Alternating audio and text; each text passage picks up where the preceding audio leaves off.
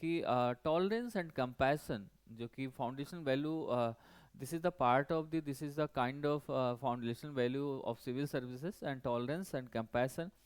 So you know very well, the civil servant with the compassion have always left a mark on this, on the services and lives of the peoples, because that kind of civil servant build a trust between the public and the government, and also always dedicate to the public, because he is doing service for the people, because he knows each and everything about ki why I am here, and what I am doing here. So that kind of things, if it is in your mind, so that you can do that kind of things ki I am here to the service and for the people. So that kind of things, तो वो चीज़ें आपके लिए अब better होती चली जाएगी, and आपके फिर ethical things, you will recall ethical things, and you never do like uh,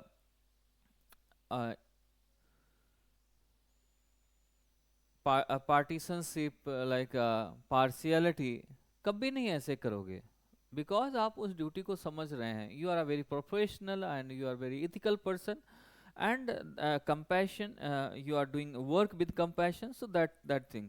So the virtue of tolerance and compassion towards the weaker section in the country like ours in the must have for all civil servant, ऐसा होना चाहिए. तो अगर आपसे बात करती जाती है क्या ये जरूरी है क्या, यस. तो सिविल सर्वेंट विद कंपैशन, आप लिख सकते हैं इसमें point, with compassion, compassion have always left a mark on the service, left a mark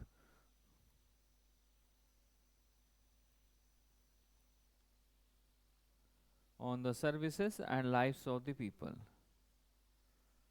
lives of the people. Okay. And you know the virtue of tolerance,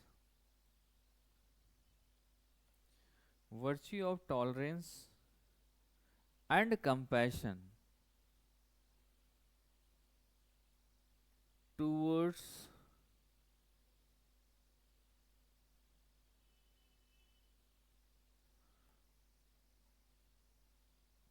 the weaker section in the in a country like ours is a must have for a civil servant. ये सभी के लिए, हमारे civil servants के लिए सभी की ज़रूरी है. फॉर ऑल सिविल सर्वेंट्स ऐसे होना चाहिए, और सभी को ऐसे कुछ वर्क करना चाहिए. That is the important thing. And you know very well, India में हमारे बहुत सारे लोग हैं जो कि बहुत सारे लोग काम कर रहे हैं, बट अभी हाल ही में देख रहे हैं बहुत गरीबी से बाहर भी आ गए हैं. लगभग India has uplifted 250 million people from the poverty. लगभग पावर्टी से इतने लोग, मोदी जी ने अभी G20 के टाइम पर उसमें आपके आया हुआ है बजट में कि पावर्टी से बाहर आ गए हैं. वो ऑन पेपर है या फिर ग्राउंड पर है, nobody knows about it, but I think I am not awaring of them, because paper में बहुत कुछ होता है, मे बी अच्छा हो जो पेपर में दिया गया है, दैट वुड बी राइट. सो मुझे लगता है कि हमें एक ग्राउंड लेवल पर हमें पता होना चाहिए कितनी पावर्टी से बाहर है कि नहीं है, और बहुत सारे जो डिप्राइवेशन है नेशन जो हमारी बढ़ रही है इस पे, और चीज़ों को, उन सभी चीज़ों से कहीं ना कहीं एक बाहर लाना एक इसका काम पड़ जाता है. क्योंकि फील्ड पर पॉलिटिशियन काम नहीं करते, फील्ड पर काम करते हैं हमारे ब्यूरोक्रेट्स, फील्ड पर काम करते हैं जो कि ऑफिसर्स, वही उस पॉलिसीज़ को इम्प्लीमेंट करने में उनका बड़ा रोल होता है, and they know how to implement the policies on the ground, so that kind of things. So every bureaucrat and civil servant know about the how many peoples uplifted from the poverty, and that kind of a lot of things, जहाँ ज़रूरत है कि अभी बाहर आना चाहिए, उससे बाहर ठीक होना चाहिए, बट ये वहाँ से तो, लेकिन मानते हैं ऐसा कि 250 मिलियन के आसपास लोग जो पावर्टी से बाहर कुछ आए हुए हैं अभी तक में, वो लगभग हमारे क्या है, टॉलरेंस कंपैशन जो सिविल सर्वेंट का है, जो अपनी चीज़ों को जानते हैं. As per the latest estimate के अगर हिसाब से देखा जाए तो फैमिली हेल्थ सर्वे अगर देखा जाए 35% चिल्ड्रंस जो हैं जो सही से उनका कुपोषण को शिकार होते थे, यानी कह सकते हैं कि अंडर नॉरिस्ट जो थे अभी भी हैं उसमें, ऐसा नहीं है। हेल्थ जो हमारा हेल्थ सर्वे है, लेकिन उसमें भी काम करे, गवर्नमेंट बताती है कि हम इसमें काम कर रहे हैं, और हम कैसे काम कर रहे हैं वो भी इस चीज़ को बताती है। इसलिए क्योंकि वो कहती है कि हम आयुष्मान भारत ऐसे बहुत सारे चीज़ें हैं जो लॉन्च कर रही है, जैसे गवर्नमेंट 5 लाख लेकर 5 लाख का जो आपका ट्रीटमेंट है हॉस्पिटल में वो सही होगा, उसमें इलाज फ्री किया जाएगा। तो ऐसी चीज़ें आपके सामने आ रही, तो कहीं ना कहीं गवर्नमेंट इसमें वो स्टेप ले रही है, दैट इज़ वेरी इंपॉर्टेंट। तो फर्स्ट ऑफ ऑल हमें एक चीज़ जाननी है कि चलो ठीक है कंपैशन के साथ काम करना है, but what is compassion and what is tolerance, अगर हम इसे डिटेल में जानना चाहें तो व्हाट इज़ कंपैशन। तो compassion basically as a virtue refers to the active feeling and uplift others from the pain and suffering. Compassion वो है जब आपकी एक फीलिंग दूसरे के लिए होती है और आपको ये लगता है कि मैं इसको इस पेन से बाहर ले आऊं। लाइक इम्पैथी जैसे होता है ना, इम्पैथी सेम वैसा ही है कि मैं कैसे इस चीज़ को बाहर लेकर आऊं, कैसे इन चीज़ों को ठीक करूं। That is the part of the empathy. ऐसा नहीं कि someone someone comes to you and ask how I can survive in my life and I am suffering from that things जो भी हैं जो उसके आसपास चल रही हैं। So what should I do? So आपने आप उसको सलाह क्या दे रहे हैं? आपने कहा कंधा दिया, आपने कहा प्लीज यहाँ पर अपना सर रखो एंड मैं हूँ आपके साथ और कुछ नहीं, because you are feeling bad, but you have no idea to how to यानी कह सकते हैं आप, एक सीधी सी बात है, how to uplift others from the pains, how to uplift someone from the pain, what he is suffering from the suffering. तो जब अगर उस चीज़ से बाहर लाना है, so you have to so and because कि I am here and I will find you, I will find the job for you, because your if this is your problem, but I have a solution to you and you can recover from you can recover for uh, तो इस चीज़ के लिए आप क्या है कि आप इस जॉब के लिए, इस काम के लिए आप क्या कर सकते हैं कि आप रिकवर हो सकते हैं। तो that kind of things, this means compassion. तो व्हाट इज कंपैशन हमें यहाँ समझना है थोड़ा सा। तो let's know about the compassion.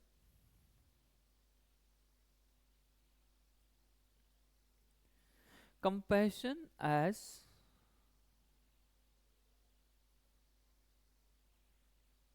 as a virtue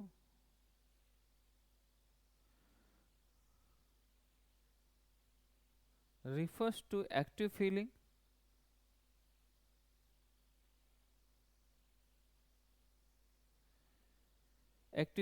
to uplift others from pain and suffering.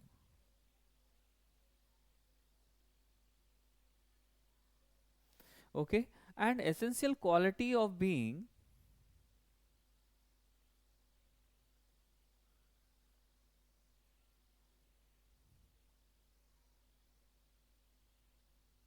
essential quality of being compassionate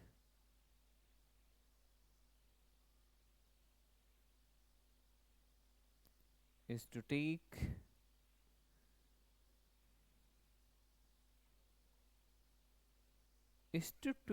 elevate step 2 elevate suffering and bring joy. The virtue of compassion in a country like we must have कह सकते हैं like our is must have for all civil servants। तो ये हमारे सभी के लिए होना चाहिए। ये हमारा एक person goes above beyond the basic empathy, basic empathy से, बेसिक सिंपैथी से ऊपर उठ के काम करना पड़ेगा। ये नहीं कहना है कि यार ये एक नॉर्मल सी चीज कि चलो ठीक है यार, जाओ मैंने इतना कर दिया, या कुछ आपने उसे कुछ हाथ में रुपए पकड़ा दिए, no no no, it is not a compassion. Compassion it means empathy. Empathy it means कि आपको उस चीज से, जो पेन से, उसे बाहर लाना, come out from the pain, and आपके लिए हेल्प करे उस चीज़ पर, उस चीज़ पर मदद कर पाए, जिससे आपका आगे के लाइफ भी अच्छे से चल पाए। तो उन चीज़ों को भी हम थोड़ा सा इस पे देखते हैं, उस चीज़ों को भी हम यहाँ पर समझने का ट्राई करते हैं। तो बेसिकली हम यहाँ पर इस चीज़ को समझना चाह रहे हैं, इसी चीज़ को हम यहाँ पर कंपैशन इज नॉट, ये कह सकते हैं इज गोज टू, और कह सकते हैं goes above and beyond basic empathy. आप इस वर्ड को रख सकते हैं, बेसिक एम्पैथी से कहीं ऊपर है ये कंपैशन। एंड इसमें एक्शन, डिजायर टू असिस्ट, आपके अंदर ये चीजें आती हैं।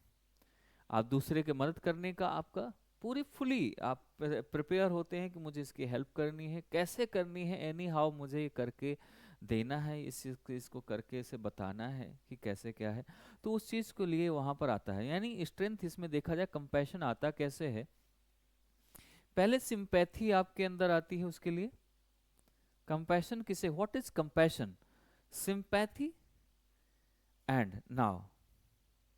सिंपैथी सबसे छोटा है, स्टार्ट यहीं से होता है, आपके अंदर सिंपैथी आएगी थोड़ा सा, और इसे हम ऐसे भी कर सकते हैं, देन आपकी एम्पैथी शुरू होती है, देन एम्पैथी।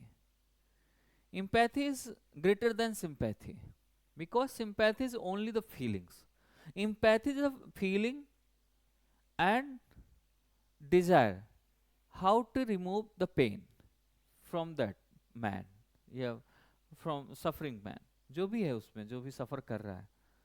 तो ये, and then empathy is also less than compassion. It means compassion is greater thing, great thing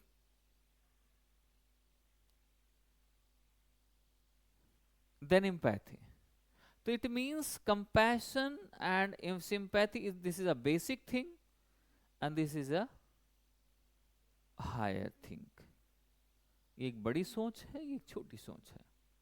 यहाँ पर आप उसको सोल्यूशन, यहाँ पर सोल्यूशन भी दे रहे हैं, यहाँ पर आप बिल्कुल तरीके से उसके प्रॉब्लम्स को सॉल्व कर दे रहे हैं। यहाँ पर आपको एनी हाउ उसका प्रॉब्लम सॉल्व भी करना है, ऐसा नहीं है कि आप उसमें कुछ छिपा रहे हैं। As a bureaucrat you have to do that, is the strength. ये स्ट्रेंथ आनी शुरू होती यहाँ से। किसी किसी के पास जब यही चीज नहीं होगी, जब स्ट्रेंथ ही नहीं होगी, जब आपके अंदर ये कंपैशन नहीं होगा, तो आप बन के भी, ऑफिसर बन के भी आप अपने काम करते हैं, लोगों के काम नहीं करते हैं। तो this is the strength, basically this is the process. समझ आ रहा है? Compassion is an even more appropriate predictor of behaviour, आपके बिहेवियर से पता चलता है। इसमें सबसे बेस्ट इसका एग्जाम्पल आप ले सकते हैं, दैट इज मदर टेरेसा। आप जब लिखेंगे तो इस मदर टेरेसा को लिख सकते हैं। Mother Teresa's decision to leave her native country and serve the selflessly in the Kolkata was motivated by the compassion. वो कंपैशन से मोटिवेट थे, अपनी कंट्री को छोड़ा और इंडिया में आए, और जो पावर्टी लाइन में थे या बिलो द पावर्टी लाइन, यानी पूरेस्ट जो पर्सन थे, उनके लिए काम किया। उनके लिए काम बस नहीं किया, उनको पेन से बाहर लेके आई, उनके लिए वर्क दिलाया, उनके लिए ड्यूटी दिलाई, उनके लिए काम दिलाया, जिससे वो कमा के खा सकें। That is the passion, that is the main thing. तो ये है मदर टेरेसा की बात। ये हुआ कंपैशन। कंपैशन में अगर आपको एग्जाम्पल देना है तो that is mother Teresa is the best example. और मदर टेरेसा के बारे में आप थोड़ा सा वर्क उसके बारे में लिख देंगे तो एग्जाम में अच्छे मार्क्स मिलते हैं। And now let's move second top point पर, tolerance. Tolerance, what is tolerance? ये हमारी कंट्री में रोज ये वर्ड चलता है। कंपैशन किसी के पास नहीं है, लेकिन वर्ड जरूर चलता है रोज, टॉलरेंस। कि यहाँ यहाँ पर टॉलरेंस, अभी जब इसकी मीनिंग समझेंगे तब आएगा। इनटॉलरेंस ज्यादा है, टॉलरेंस कम है, ये सारी चीजें समझ में आएंगी। टॉलरेंस क्या है basically, what is tolerance? Do you know about the tolerance? Tolerance basically is the ability to appreciate, is the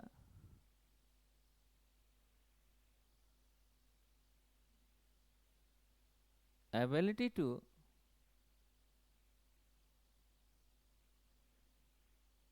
appreciate.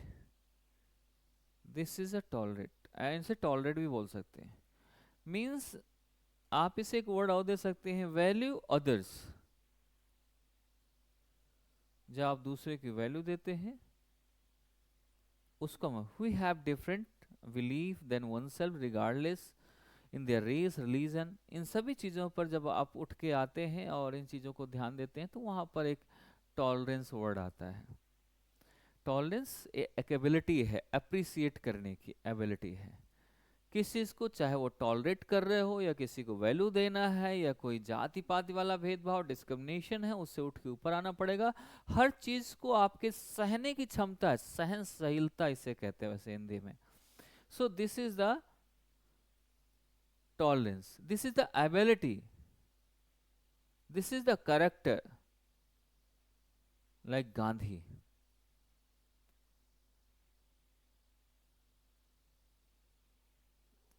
Gandhi Gandhi Gandhi is the best example. And इसमें आपको ये भी है कि ये कैसे एबिलिटी कैसे एक्सेप्ट करिए एग्जिस्टेंस ऑफ आइडियाज का, बिहेवियर का, और किसी कोई अगर डिसएग्री भी है उससे भी आपको एग्री होना पड़ेगा कि ठीक है। मतलब डिसएग्री का मतलब ये नहीं कि डिसएग्री है अगर कोई तो आप उसको कैसे, मतलब उसके साथ आपको लड़ना नहीं है, आप उस चीज को भी टॉलरेट करना है कि नहीं ठीक है, नहीं मेरी बात सुन रहा, नहीं एग्री हो रहा तो कोई बात नहीं, मुझे उसके साथ फाइट नहीं करनी है, आपको टॉलरेट करना है, आपको चीज समझना है। मतलब nobody is bothering you, कोई आपको बॉदर नहीं कर रहा, किसी के पास कैपेसिटी नहीं जो आपको बॉदर कर पाए आज, जिससे आपका टॉलरेंस कहीं ना कहीं आप टॉलरेट ना कर पाओ। So that kind of quality, that kind of ability, that is called tolerance. And in this age of the globalization, where individual from the different ethnic and religious backgrounds coexist, आजकल देख लो, आज India में ही देख लो, खास करके आज जो हमारे हिंदू रिलीजन से बहुत सारे लोग और मुस्लिम रिलीजन के, अक्सर इनके बीच में एक फाइट चलती रहती है। व्हाई? बिकॉज हम टॉलरेट नहीं कर पा रहे। अब कह रहे हैं हम टॉलरेट करेंगे नहीं, कोई यात्रा निकाल रहा है तो कोई तलवार के गर्दन काट रहा है, तो ये सारी चीजें जो एक तलवार गर्दन से रिलेटेड जो सारी चीजें हैं, उस चीज को आपको समझना है कि यार ये क्या चीज चल रही है। एक टॉल हमारा इंडिया कैसा है, सेकुलर है, सेकुलर है, सेकुलर होने के बावजूद भी ये सिचुएशन देखनी पड़ रही है, ऐसी सिचुएशन देखनी पड़ रही है, this is a very bad thing. ये हमारे ठीक नहीं, ये टॉलरेट नहीं कर पा रहे हैं। मैं ये कहने का मतलब ये नहीं है कि बिल्कुल भी आप उस चीज़ को सही है, आप ऐसा चीज़ है, लेकिन एक टॉलरेंस का डेफिनेशन ये है कि हमें उसे टॉलरेट करना चाहिए। टॉलरेट का मतलब हो कि आपको हर तरीके से उसको शांत भी रखना है, आपको दूसरों के बीच में जाना है, आपको you have to tell them how we can tolerate and how we can live together and how we can do better for the country. That kind of things if in your mind, so you can do better for the country and for yourself also. So इस चीज को mutual एक multi cultural diverse system हमारे India में, world में पूरे उसमें देखा जाए तो उस चीज को हमारे एक म्यूचुअल लव लेके आना बाहर। जो मल्टीपल कल्चर्स हैं, multiple cultures in the world and multiple religious in the world, तो इसमें एक मल्टीपल है, इट मीन्स डाइवर्स सिस्टम है यहाँ। अगर इतनी डाइवर्सिटी है तो हमें एक यहाँ पर म्यूचुअल लव अफेक्शन की टॉलरेंस प्रमोट करना बहुत जरूरी है। यानी आप कह सकते हो mutual love and affection as well as tolerance and harmony. हमें इस चीज को प्रमोट करना चाहिए। We should promote mutual love, affection and tolerance, because we are living on the earth, and on the earth, yeah, in the world there is a diversity, lot of cultures here, multiple cultures and multiple religions here। तो हमें उनके साथ अगर रहना है, बहुत सारे religion हैं, बहुत सारे आपके कल्चर हैं, उनमें सभी में रहना है, तो एक हमें प्रमोट करना चाहिए म्यूचुअल। ये नहीं कि यूक्रेन रशिया जैसे लड़ाई चल रही है, इजराइल फिलिस्तीन जैसा चल रहा है, नहीं, हमें इसके बीच में लाना। इसीलिए भारत को, इंडिया को पता वर्ल्ड में क्या कहते हैं, this is the symbol of love. अगर इंडिया में Bharat, India Bharat, that is Bharat, जो हमारे पूरे वर्ल्ड में अगर कहते हैं कि जब जब तक इंडिया है तभी तक ये पूरा वर्ल्ड जो है वो थोड़ा पीस की उम्मीद कर सकता है। There is a hope of peace. India खत्म तो पीस खत्म। India the symbol of the piece.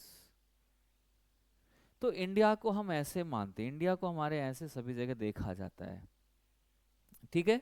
अगर इसको और कुछ एग्जाम्पल के साथ आप कर सकते हैं, एग्जाम्पल इसमें टॉलरेंस के कैसे, जैसे आप देख रहे हैं हर ट्रेडिशन में, हर रिलीजन में एक अलग सिस्टम चल रहा है, कैसे कैसे चीजें हम, नंबर 1 एग्जाम्पल के साथ, accepting peoples traditions and religions.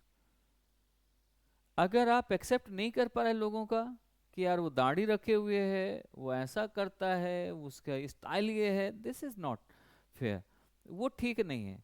अगर हमें टॉलरेंस सीखना है तो हमें पीपल्स के ट्रेडिशन को, ट्रेडिशन एंड रिलीजन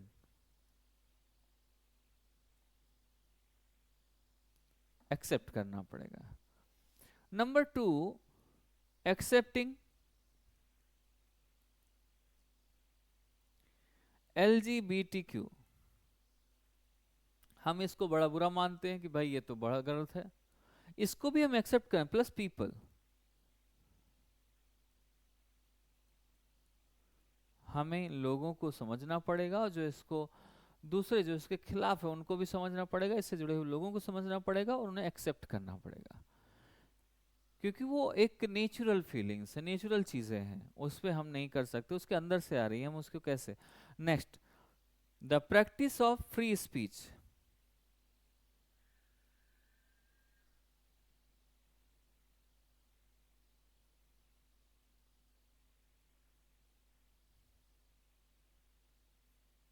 लेकिन इस स्पीच में एक लिमिटेशन होना बहुत जरूरी है। आप भी कर सकते हैं, इस स्पीच में लिमिटेशन होना क्यों जरूरी है, क्योंकि फ्री स्पीच का मतलब ये नहीं फ्रीडम इतनी मिल गई कि आप कुछ भी कर सको, इतनी फ्रीडम है कि आप बोल सकते हो लेकिन किसी को हार्म ना हो उससे। And then accepting people's right to live in the way they want, जिस तरीके से कोई लोग रहना चाहते हैं उस तरीके से वो रहे, ये भी एक्सेप्ट करना चाहिए। क्योंकि ये नहीं कि हमें हमें उसकी वजह से प्रॉब्लम हो रही है, हम उसको जीने की नहीं, हमारे वजह से कोई दूसरा जिए, वैसा नहीं। हम अपने तरीके से अगर जी रहे हैं तो हमारा हक है, और हम उसका भी हक है कि वो भी अपने तरीके से जीना चाहे, हमारे तरीके से जीने का कोशिश, ये हम अपने तरीके से जिलाने की किसी कोशिश ना करें। बच्चे हैं वो मेरी तरफ से जिए, जैसा मैं जीना चाहता हूँ वैसा जिए, नहीं, उसकी इच्छा है, हमें उसकी सही परवरिश करना चाहिए, बट उसकी जीने की रोक नहीं लगानी चाहिए। हम ऐसे बच्चों को बड़ा कर देते हैं, हम उसके लिए सब कुछ करना चाहते हैं, बट कभी अगर उस बच्चे ने अपने आप से कुछ करने की कोशिश करता है तो हम उस पर रोक लगा देते, नहीं नहीं नहीं नहीं, ये नहीं कर सकते हो, ये नहीं, ठीक ठीक नहीं है यार, ये पढ़ाई नहीं करनी है, ये सही काम नहीं करने हैं, ऐसे लॉट्स ऑफ थिंग्स पेरेंट्स की अगर बात करें तो उसके ऊपर डाल देते हैं, अंडर द प्रेशर आ जाता है बच्चा, और उसमें फिर वो कभी सुसाइड, कभी कुछ चीज़ें।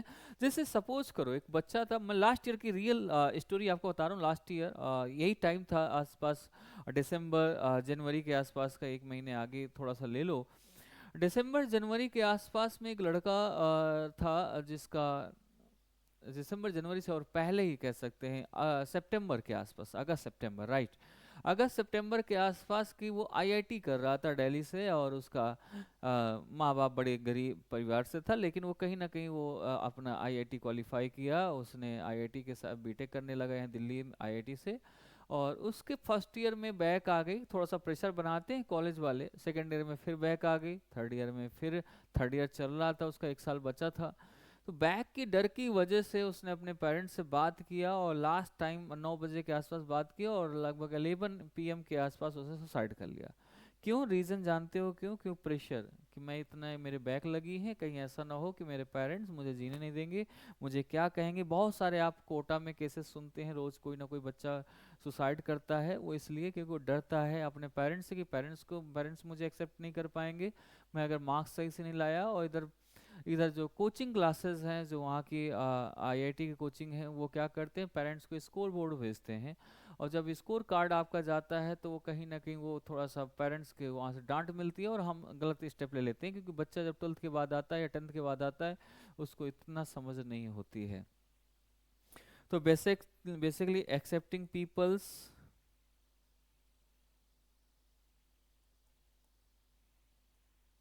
Peoples right to live in the way they want, जो वो चाहते हैं उस रास्ते पे, जिस रास्ते जैसा जीना चाहते हैं वैसे जिए, उस पर हमारी कोई रोक नहीं होनी चाहिए। पॉलिटिकल स्टांसेस हमें एक्सेप्ट करना चाहिए। Accepting political stances,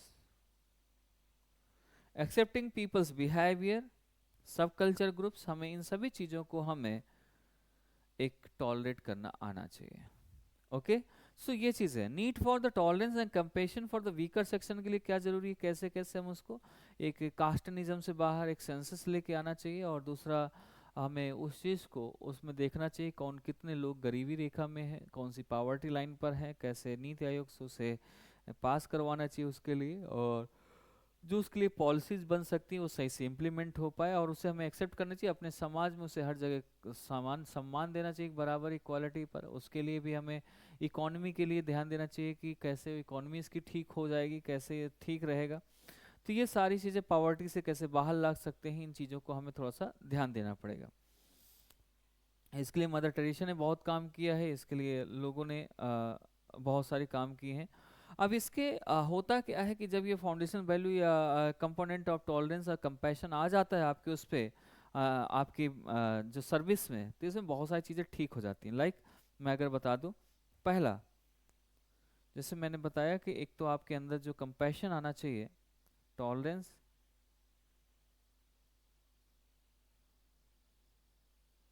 and compassion.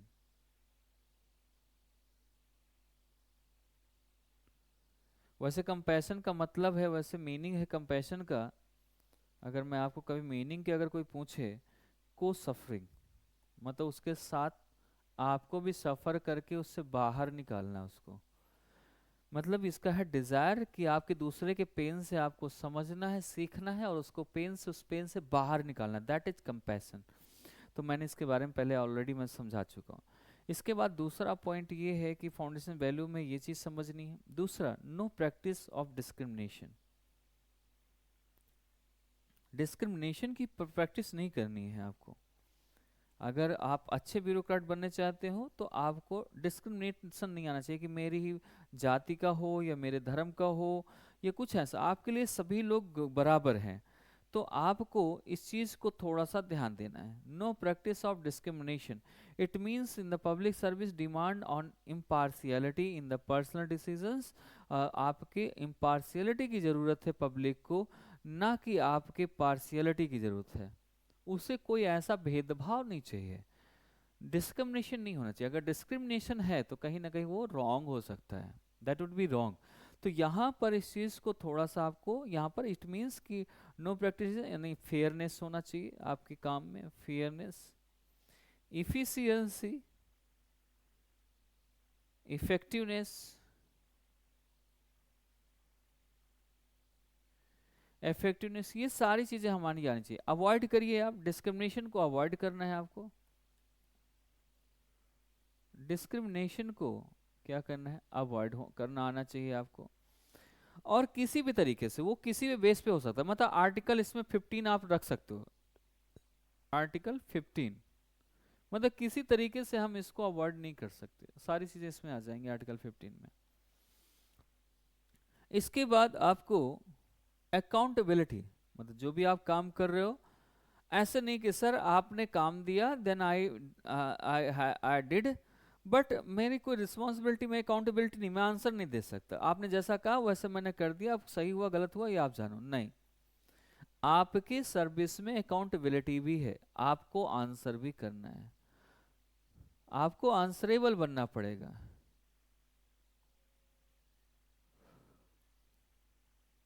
ये रिस्पॉन्सिबिलिटी प्लस आंसर होता है, इसका मतलब R+A, आप रिस्पॉन्सिबिलिटी भी है और आंसर भी देना है उसके।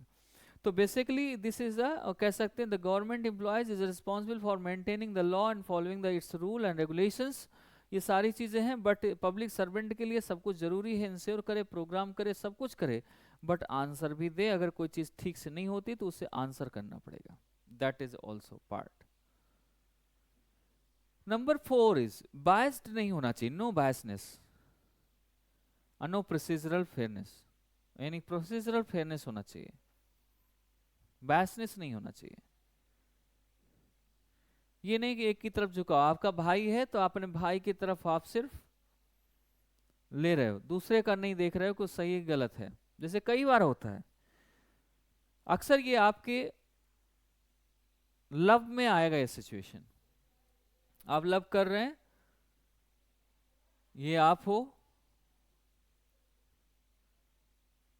बॉय और ये लड़की है,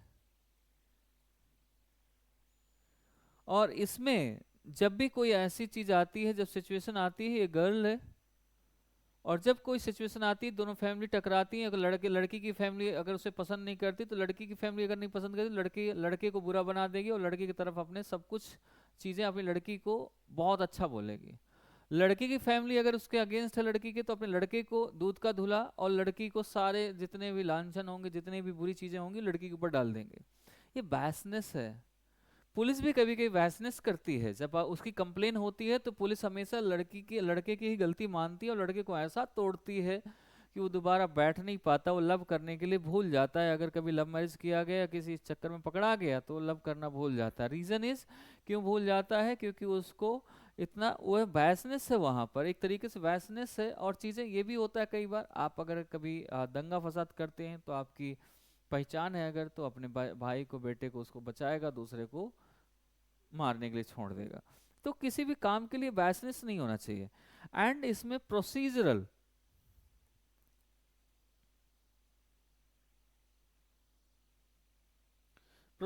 फेयरनेस होना चाहिए, जैसे काम होता है एक सही तरीके से, वो बहुत जरूरी है, बायसनेस नहीं, बट फेयरनेस होना बहुत जरूरी है। क्योंकि जब बायसनेस नहीं होगा तो फेयरनेस आ जाएगी, अब फेयरनेस आ जाएगी तो आप काम ठीक से कर पाएंगे, आप फेयर करेंगे, जस्टिस मिलेगा, आप अपने काम को जस्टिफाई कर पाएंगे और आपको अच्छा लगेगा जब बायसनेस नहीं होगी। दूसरा, ऑनेस्ट प्रैक्टिस हमें करनी चाहिए। Next, honest practice. Honest practices क्यों? क्योंकि ऑनेस्ट प्रैक्टिसेस करने से बहुत सारी चीजें, ऑनेस्ट प्रैक्टिसेस मतलब है ये केवल एक चीज का नहीं है, हो सकता है। देखो, दो टाइप के आपके पास आती हैं बातें, जो गवर्नमेंट लॉन्च करती है या गवर्नमेंट के ऊपर से जो ऑर्डर आता है, वो दो टाइप का आपके पास आ सकता है। एक है जिसे आपको डिस्क्लोज नहीं करना है किसी के साथ, नहीं करना। एक है जो करना है। लेकिन लोग क्या करते हैं, जो नहीं करना है, जो करना चाहिए, जो करना था डिस्क्लोज, जिसे क्लोज नहीं रखना, डिस्क्लोज करना है, उसको हम क्या करते हैं, वो सभी जगह फैला देगा, गवर्नमेंट ऐसे ऐसे हो रहा है, या फिर साहब ने दिया है ऑर्डर ऐसे करके, ये सारी चीजें कि पब्लिक के मन में उसके लिए बुरा ख्याल आ जाए। और जिसे डिस्क्लोज करना था उसको आपने क्लोज रखा, क्यों? क्योंकि आप चाहते हो कि पहले जो हमारे लोग हैं उनको, ये टेंडर है, मान लो सपोज अगर टेंडर आया, आपने क्या हुआ, उस टेंडर को पब्लिकली नहीं किया। क्यों नहीं पब्लिश किया? रीजन इज कि आपके कुछ पहचान के लोग हैं, आप उनसे कर रहे हो भर लो और आपका टेंडर आपको मिल जाएगा। ये लोग भर नहीं पाएंगे, बस बाद में हो जाएगा, टेंडर इसको मिल गया, न्यूज़पेपर में आ जाएगा, खत्म हो गया। ठीक है, दो चार लोगों का, अपने लोगों के भराओ फॉर्म और उनके हम टेंडर रिजेक्ट कर देंगे, आपका टेंडर फुलफिल हो जाएगा और आपको मिल जाएगा। ये कहीं नहीं, इसे क्लोज नहीं करना, इसके डिस्क्लोज करना चाहिए था जिसको क्लोज है, और जिसको क्लोज रखना चाहिए था वो डिस्क्लोज है। तो ये चीजें जो है ये ऑनेस्ट प्रैक्टिस में आता है कि ऑनेस्ट प्रैक्टिस हमें होना चाहिए। हमें हमेशा एक पब्लिक के लिए सेफ गार्ड का काम करना चाहिए, पब्लिक को बचाना चाहिए हर चीज से, बुरी चीजों से। और जब हम ऐसे करने लगेंगे, पब्लिक के लिए जिएंगे, तो हमारा जो ब्यूरोक्रेट का जो वर्क है, सर्विस है, वो एक अच्छी लगेगी। तो इस चीज को हम यहाँ पर रख सकते हैं। ठीक है, नेक्स्ट,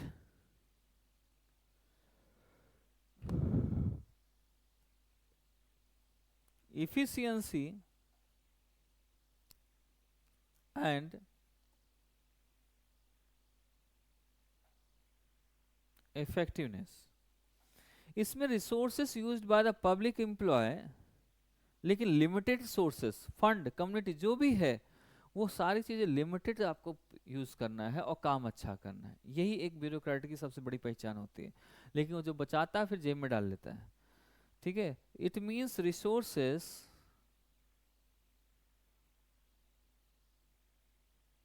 used by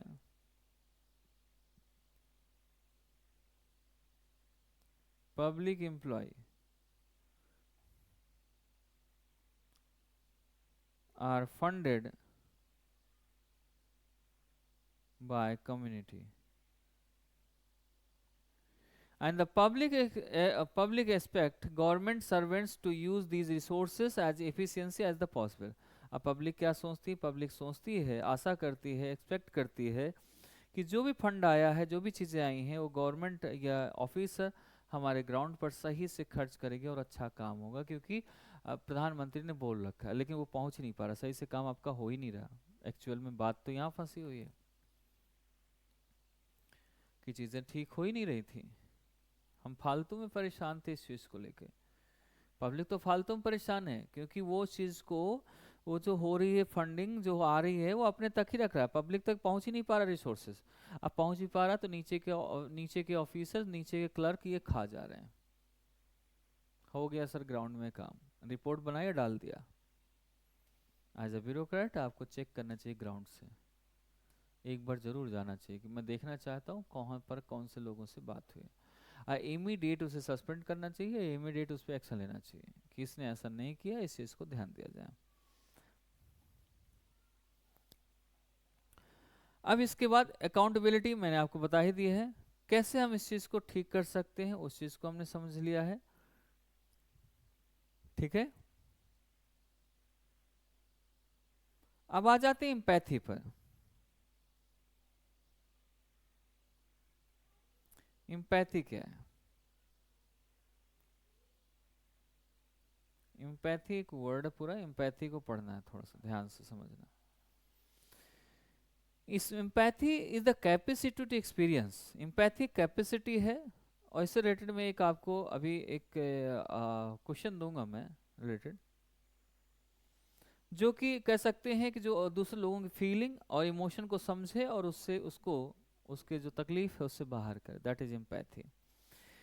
ठीक है, empathy is the ability to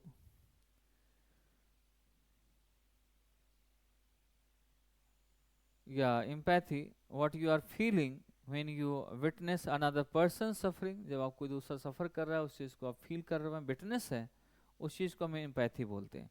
but empathy में ये भी है कि आप उस चीज को, आप काफी दूर तक चलो उसके लिए, यानी walk a mile in another shoes.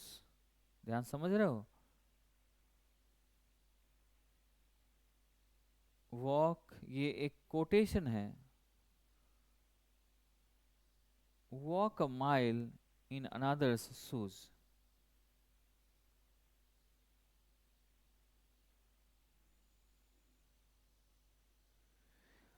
मतलब इसका ये है, कहने का मतलब ये प्रोसेस सिंपैथी ये है, एबल होते हैं आप walk a mile in another shoes, दूसरे के कहते हैं ना दूसरे के फटे में अपनी टांग अड़ाना, वो तो परेशान था, अपना खुद ही जाके फंस गया उसमें। नहीं, फटे में टांग नहीं अड़ाना है। वो जो सफ़र कर रहा है उसको उसमें उसको वहां तक चला के ले जाना है, अपने पैरों से आप चलिए, उसको सफ़र पहुंचाइए, उसकी मंजिल तक पहुंचाइए। सफ़र जो सफ़र कर रहा था उसको दूर करिए, और उसके सोल्यूशन है उसको निकाल के दीजिए, उसको उसको कहीं ना कहीं हेल्प हो सके। सो पीपल्स, इस चीज को हम यहाँ पर इस चीज को पॉइंट डाल सकते हैं, people who possesses empathy are able to walk a mile in another shoes, as the saying goes। हमें दूसरे की फीलिंग के लिए उसके साथ काम, कभी कभी अपने भी पैर जलाने पड़ते हैं दूसरे के काम के लिए। अब इसमें भी एम्पैथी भी कई टाइप की होती है। Empathy, type of empathy, types of empathy.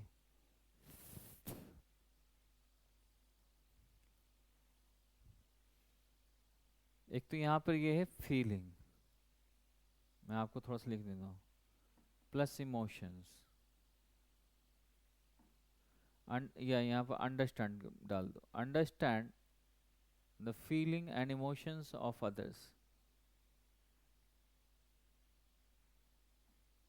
ये समझना है, और उसको उससे बाहर भी करना है,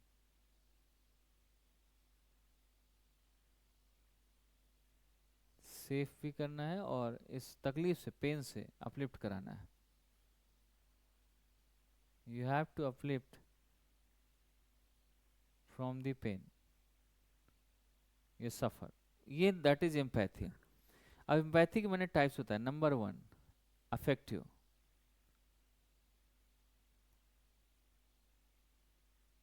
empathy.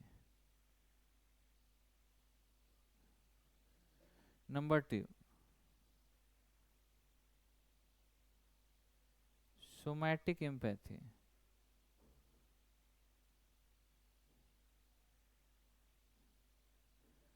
Number 3 cognitive empathy.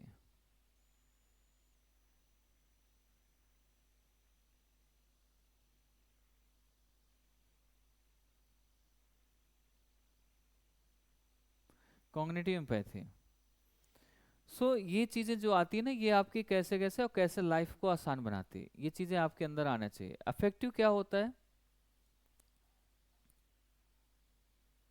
Affective understand others feeling and reacting accordingly, जैसे जैसे उसकी फीलिंग हो उस हिसाब से आप रिएक्ट कर रहे हैं। Understanding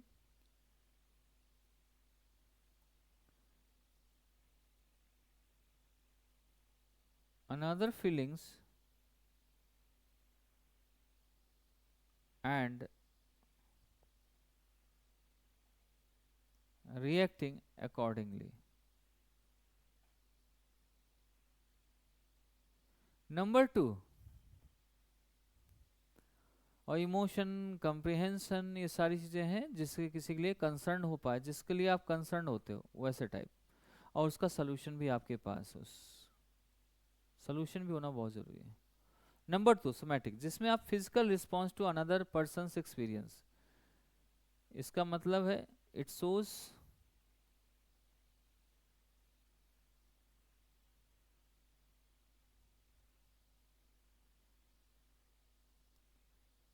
physical response to another person's experience।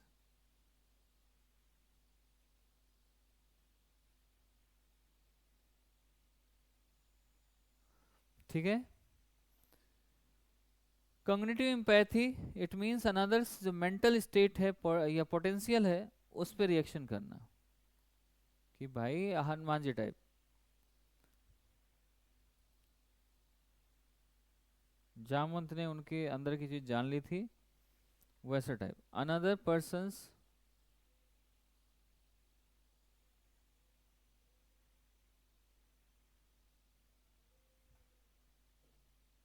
mental state and potential thoughts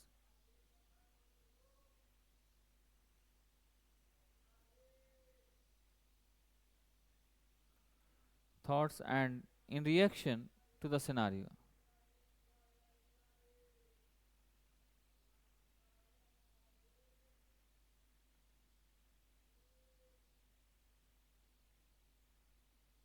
ठीक है, ये है। अब लाइफ को कैसे ब्यूटीफुल बनाता है एम्पैथी, ये तो हो गई एम्पैथी के तीनों पार्ट्स। अब how empathy makes life more beautiful, अगर हम ब्यूटीफुल बनाए इसको, तो एम्पैथी कैसे आपकी लाइफ को ब्यूटीफुल बना सकती है। हाउ, कैसे? Establish societal tie with others people, आपको आपको इस्टेब्लिश करना पड़ेगा, लोगों के बीच में एक टाई अप करना पड़ेगा, लोगों से मिलना पड़ेगा, लोगों के लिए जानना पड़ेगा। जैसे जान जाएंगे तो आपकी कुछ चीज़ें समझ में आएंगी, आपके माइंड में कुछ चीज़ें आएंगी, आप रिएक्ट करने लगोगे। कैसे? इफेक्टिव सोशल सिचुएशन पर। नंबर एक, जब आपको समझ आ जाएगी तो रिएक्ट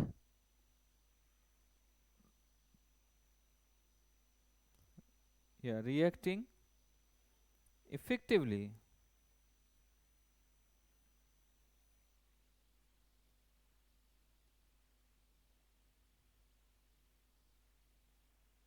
इन सोशल सिचुएशन। इसमें ये दूसरा पॉइंट ये है कि learning to control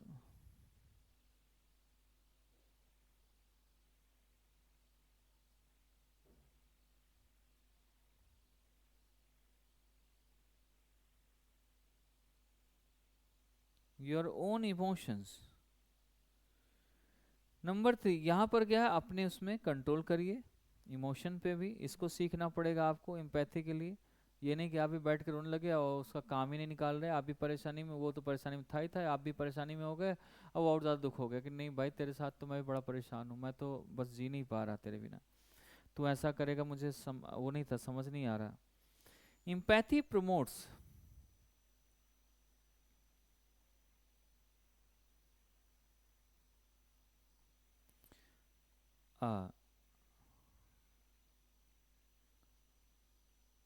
service mentality. Service mentality का, लोगों के साथ जो सर्विस मेंटालिटी है उसको प्रमोट करते हैं। ठीक है, तो ये हमारे हो गए कुछ इसके जो एम्पैथी के सवाल थे, कैसे कैसे होता है, कैसे ये डेवलप कैसे होती है। ये रोल प्लेइंग गेम होता है एक तरीके से देखा जाए, लोगों के रिजल्ट के साथ कैसे कभी कभी रिजल्ट आपका, या फिर हेल्प करना किसी चीज़ को, या आपके दोस्त आपके जूनियर को हेल्प कर रहे हो आप एग्ज़ाम में लेकर, वो परेशान है।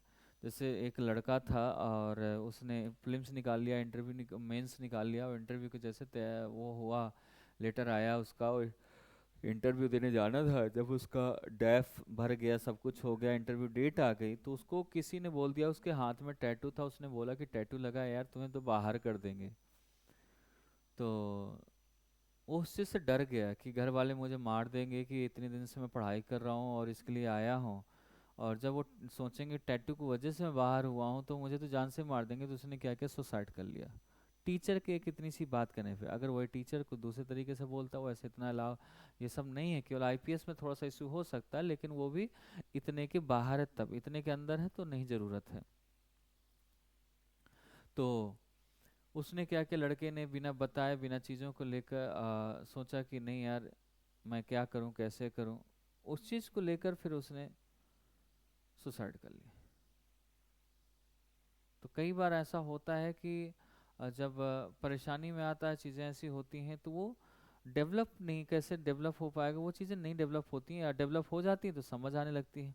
जैसे एक हैविंग ओपन डिस्कशन होना चाहिए, जब भी अगर एम्पैथी अगर आपके उसमें डेवलप करनी है, तो एक ओपन डिस्कशन होना बहुत ज़रूरी है।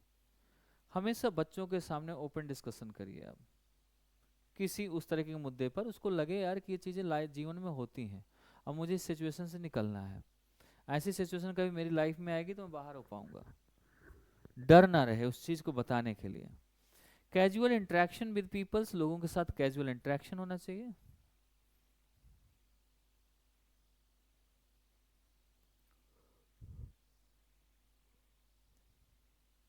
इंटरेक्शन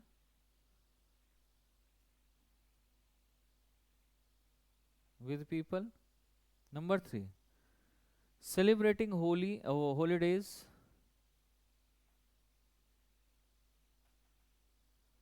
हॉलीडेज, अदर्स कल्चर और रिलीजन उसको भी आप करिए।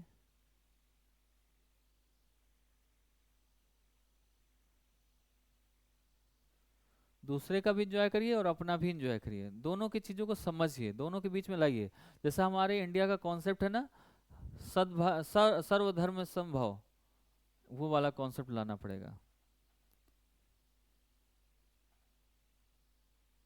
इंडियन कॉन्सेप्ट सर्वधर्म संभव, इसको हमें यहाँ पर प्रमोट करना पड़ेगा, तब हमारी एम्पैथी ये चीज़ें ठीक होंगी हमारी। ठीक है, समझ आ रहा है? चलिए अब इसमें हम आते हैं, एक नोलन कमेटी बनाई गई थी, जो कि उसके चेयरमैन थे नोलन साहब, जो कि यूके की है। और उसमें भी उन्होंने कुछ पॉइंट्स दिए थे कि अगर आप फाउंडेशन वैल्यू लोगों के लिए कुछ 6 से 7 पॉइंट दिया। नंबर 1, नोलन कमेटी आप डाल सकते हैं। नोलन कमेटी ने इस चीज़ को बताया कि एक पर्सन के अंदर कैसे कैसे होनी चाहिए चीज़ें। तो number 1, openness. Number 2, selfless. Number 3, honest. Number 4, professional. Number 5, human right. Number 6,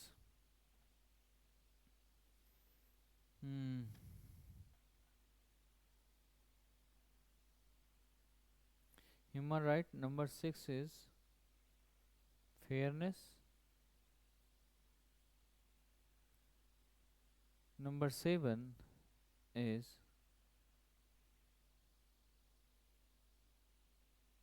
compassion. इतनी चीज़ें होना बहुत ज़रूरी है अगर आप ब्यूरोक्रेट बनते हैं तो। ये चीज़ नोलन साहब ने लिखी है, ये चीज़ नोलन ने बताया है इस चीज़ को। ठीक है, तो यहाँ से हमारा जो एक इसका था टॉलरेंस वाला, जो फाउंडेशन वैल्यूज़ जो थी वो हमारी यहाँ से कंप्लीट हो गई हैं। इंटीग्रिटी आपकी कंप्लीट हो गई, इम्पार्शलिटी, पार्टनरशिप हो गई, ऑब्जेक्टिविटी हो गई, डेडिकेशन, एम्पैथी, टॉलरेंस, ये सारी चीज़ें यहाँ पर कंप्लीट हो चुकी हैं इसकी। ठीक है, तो यहाँ से अब हमारा जो नेक्स्ट चैप्टर है जो हमारा होगा वो है emotional intelligence.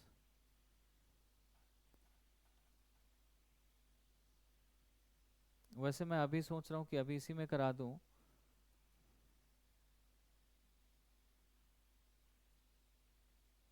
Emotional intelligence, emotional intelligence की बात करें तो यहाँ पर क्या क्या चीज़ सीखने को मिलेगी, कैसे चीज़ें आएंगी इमोशनल इंटेलिजेंस में, उस चीज़ को हमें यहाँ पर देखना पड़ेगा। इमोशनल इंटेलिजेंस सबसे पहले तो इमोशन का होता क्या है ये आपको मालूम होना चाहिए, इसके बारे में आपको पढ़ना चाहिए, इसके बारे में समझना चाहिए आपको। अगर चीज़ें ठीक से समझ आ रही हैं तो ये इमोशनल इंटेलिजेंस मेंट बाय क्या है। इमोशनल इंटेलिजेंस, इमोशन दूसरे का अपने साथ साथ, इमोशन का अपने के साथ साथ दूसरे का इमोशन भी समझना। It is a art, it is a ability to understand others' emotion with intelligence।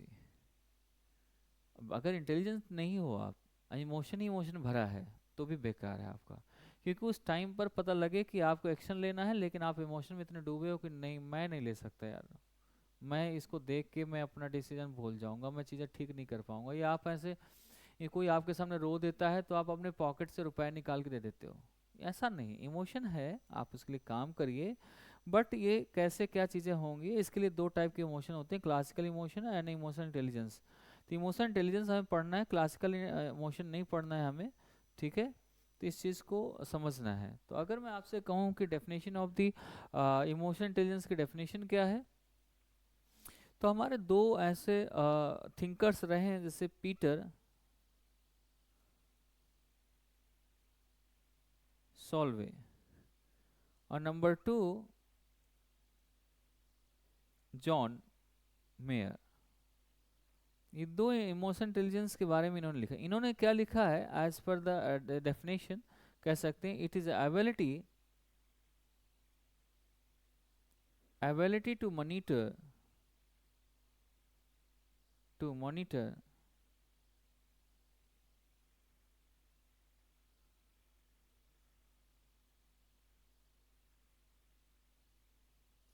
one's own emotion and others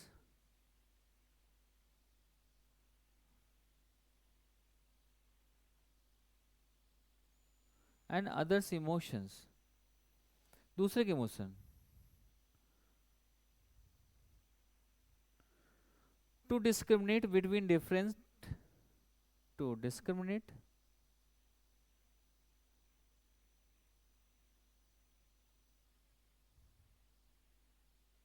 between the different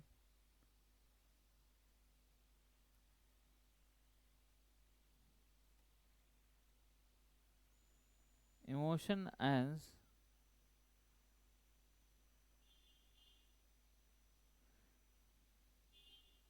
label them appropriately and use them guide critical thinking and behavior. आपको उस चीज़ को समझना आना चाहिए। उन चीज़ों को हम एक तरीके से देखा जाए तो ये आईक्यू है आपका, कितने आप स्टैंडर्ड है आपका, कितने अच्छे से आप समझ पा रहे हैं दूसरे के इमोशन को। जैसे फिल्मों में होता है ना, वो अपने इमोशन समझते हैं, इसलिए वो ऐसा करेक्टर करते हैं जिससे आपको हर चीज़ समझ में आती है, ऐसा लगता है कि रियल में हो रहा है, रोने लगते हैं। ऐसे इसे दो पार्ट्स में हमने डिवाइड किया। इमोशन इसका करेक्टर, दो टाइप का करेक्टर हो सकता है इमोशनल इंटेलिजेंस का।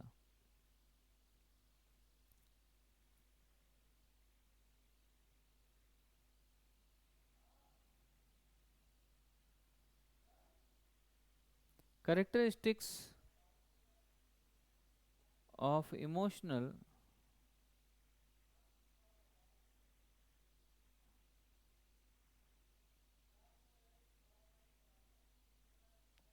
कैरेक्टरिस्टिक्स ऑफ इमोशनल इंटेलिजेंस, मैं इसमें थोड़ा सा कभी ना कभी ये पेन का इशू हो जाता है।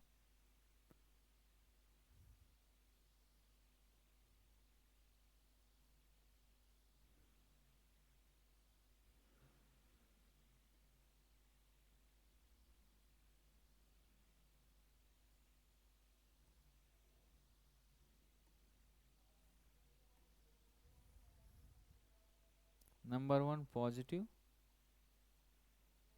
And number 2 negative. ये कैसे होता है, इस चीज को थोड़ा सा आपको समझना है।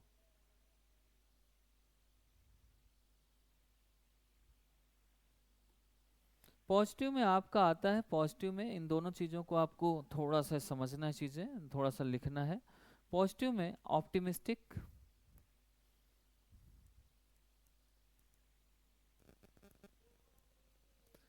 Number 2 emotionally,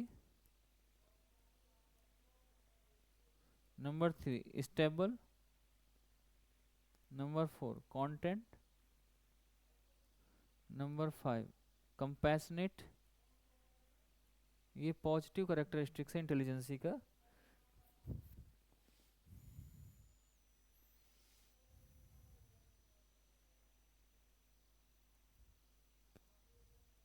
self confidence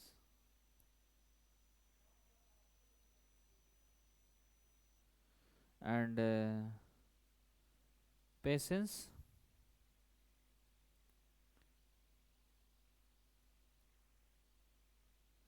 innovative, adaptive. Next point leadership quality, leadership, flexible, rational thinking,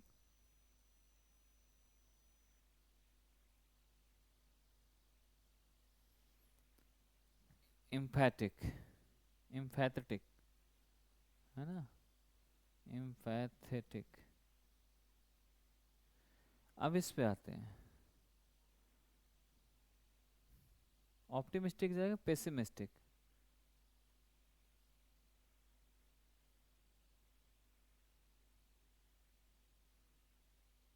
second, emotionally unstable, यहाँ इमोशनली स्टेबल है, यहाँ emotionally unstable. Number 3, number 1, number 2, number 3 is consciousness, inconsistency कर सकते हो।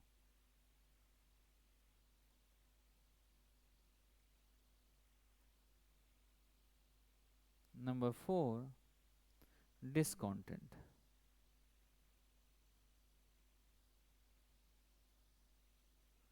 नंबर 5, लैक ऑफ कॉन्फिडेंस, यहाँ पर कमी आएगी।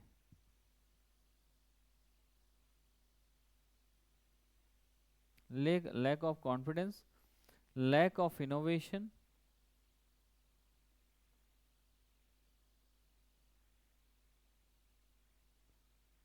Number 7, limited range of behaviour,